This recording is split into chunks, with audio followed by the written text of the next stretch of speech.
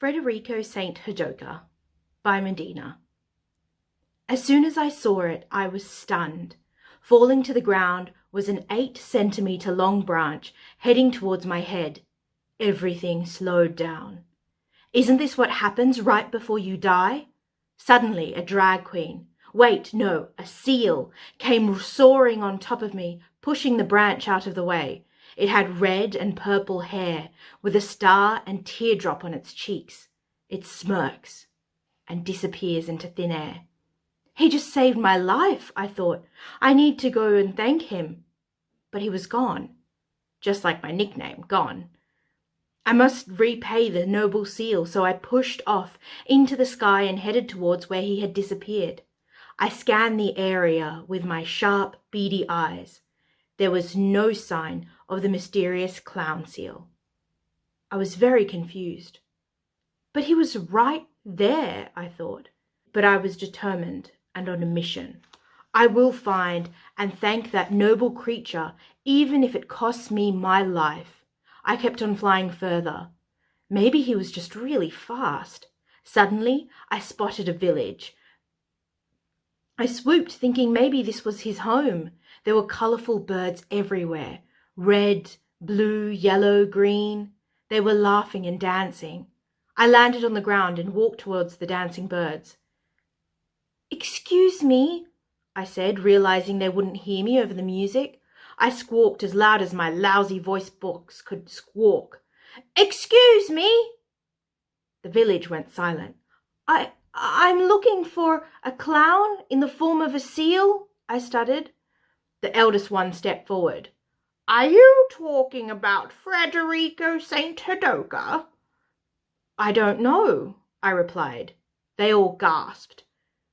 "How do you not know who Frederico Saint Hidoka is?" a young hatchling said. How do they all know the noble seal clown, but I don't, I thought. "Well, do you know where I could find him?" I asked. "Tales tell that he lives on Greed Mountain in a cave that was lost and forgotten years ago," the elder replied. "Okay, thank you," I said, determined. I swooshed off north, knowing that's where the mountain was.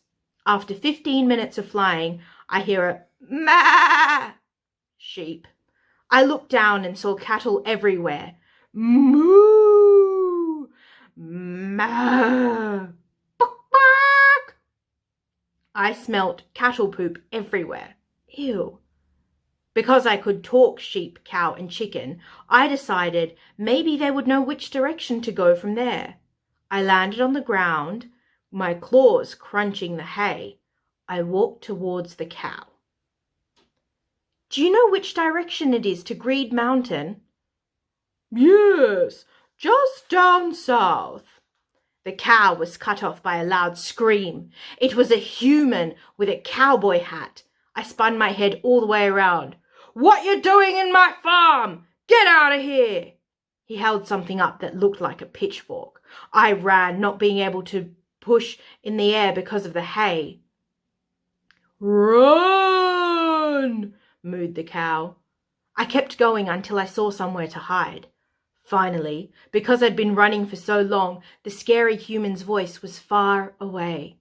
I used all my momentum to boost off into the sky, heading south like the cow had told me.